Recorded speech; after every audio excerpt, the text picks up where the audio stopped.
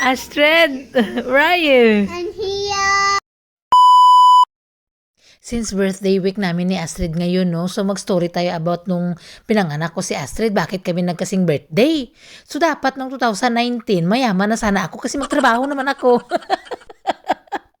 So yung grasya, napalitan na malaking grasya. So ayun na nga, nagsuka-suka si auntie nyo kaya buntis, cancel. Cancel lang, i-cancel natin muna yung pagkadato natin. So sabi ko, wag muna tayo magtrabaho. Kasi nabuntis nga tayo, te. So ngayon, itong video na ito, nag-ipa-check tayo niyan kasi hindi na nag-aandar yung heartbeat ni Astrid, andar.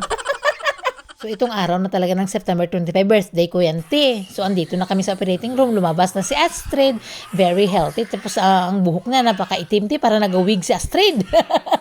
Ang ingay-ingay niya. So ano na video sa amin yan is yung aming midwife na student, no. Kumbaga, since nagpa-prenatal ako sa public, andyan siya lagi, kasama yan siya. Kumbaga, nag-additional knowledge yan sila, no.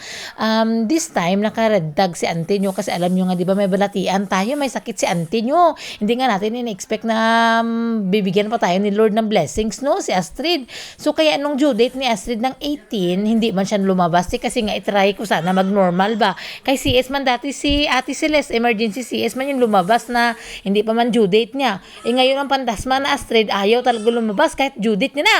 So nung napacheck up kami before ng due date niya, hindi naman yan siya nagagalaw-galaw. Lagi kami nagpa-check up na. So sabi ko, ipatry ko pa din mag-normal kasi mas maganda ang recovery ng normal nga kasi dito nga tayo sa Australia, wala tayong pamilya dito.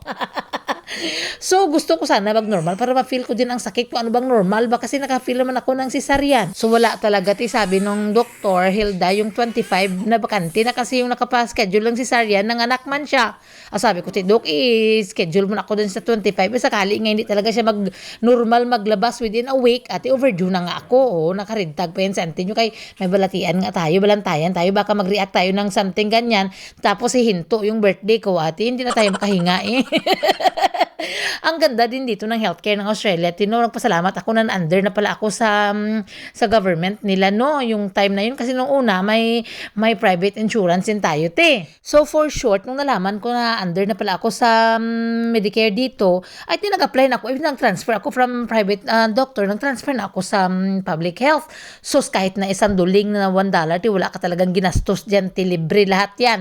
As in, ang ganda pa ng kanilang hospital, lahat-lahat, andyan pa yung pinakamagagaling na mga doktor, mga ganyan. O diba, andun ka sa Melbourne eh, maganda ang healthcare dito sa Australia. So alam ko na kahit may sakit ako, mabubuhay talaga ako. So successful yung pagpanganak natin, andito na first day pa lang ng panganak ko, ilang oras, andyan agad si Astrid, si Celeste. O tingnan mo, paiyak-iyak pa siya, tingnan yung ngipin ni ate nung una, bungal-bungal yan. O diba, payak-iyak siya, mga baon niya, mga card na yan, ibibigay niya yan sa akin, mga toilet paper man yan, yung karton ng toilet paper o pinangsulat-sulatan niya kasi regalo niya kay mami, kay nag-anak nga ako.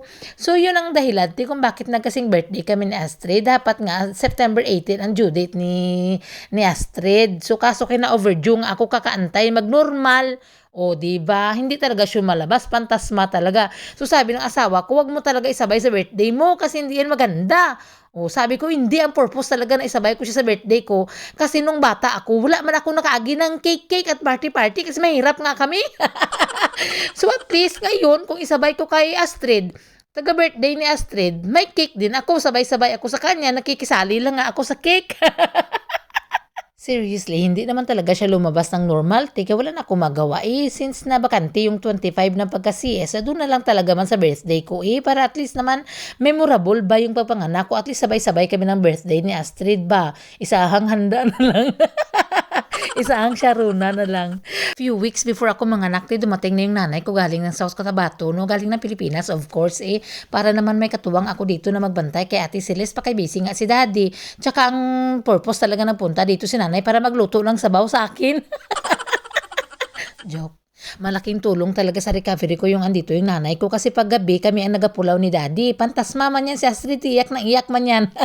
So pagkagising namin sa umaga, si nanay kukunin niya na yan si Astrid, tatapad na naman silang dalawa. Sila naman mag-ili-ili, tulog anay. Tapos ako, matulog din ako ganyan para makarecover nga tayo. So after 2 months na nakarecover ako, at least pag uwi ni nanay, hindi na masyado mahirap kasi nakarecover na din si Astrid ba, medyo okay na siya. Tingnan mo yan, diba yung buhok niya ngayon, kaya kaya ganyan kahaba at kakulot kasi baby pa lang siya. Nakawig na siya, ti. Sinong kamukha ako? Si daddy. O, tingnan nyo kung gano'ng kalaki ang tiyan ko. Ganun kahirap, te. Before nagtusok na anesthesia, ang sabi ko dun sa mga tao sa loob ng operating room, kayo nang bahala sa akin ha. Make sure na makaginawa ako at makalabas tayo dito na buhay.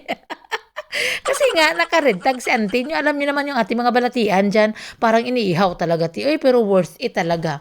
So, first birthday ni Astrid, lockdown. Of course, nagpinyata kami kahit lockdown. Sa loob lang kami ng bahay.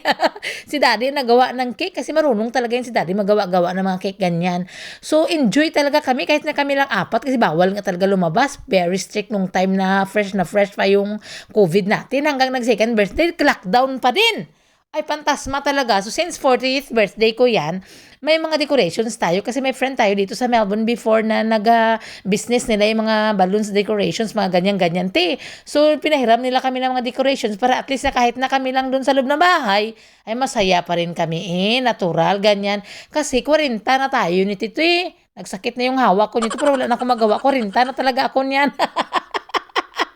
O diba, nag-order lang kami ng ilang serve na Chinese restaurant and then the next morning, nagpinyata kami, nagpabitin pa kami. O ano kayo dyan, inggit kayo no?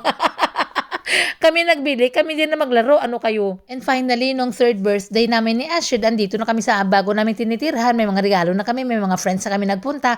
Pero as you can see, wala si daddy dito kasi nung time na yun na birthday namin, si daddy nasa hospital together kay Lola, kay natumbang si Lola, diba? So nagpunta sila ng city. So kami lang. So ngayong fourth birthday namin, sabay-sabay na kami. Ganyan. So since medyo masama ang pakiramdam natin nung Lunes, kasi birthday natin nung Lunes, so doon lang kami muna sa bahay hanggang nagmartes, doon na kami nag-celebrate. And then, tomorrow, Sabado, doon na tayo mag-celebrate ng pinyata ni Astrid. O, diba? So, birthday week namin ngayon ni Astrid, expect nyo puro lang lahat-lahat ng mga birthday, ang mga storya natin dito Kasi masaya nga tayo. It's a celebration of life, tita. Kasi as you know naman si auntie nyo, medyo may balatian. At least, happiness nga every year may additional tayo na taon sa buhay.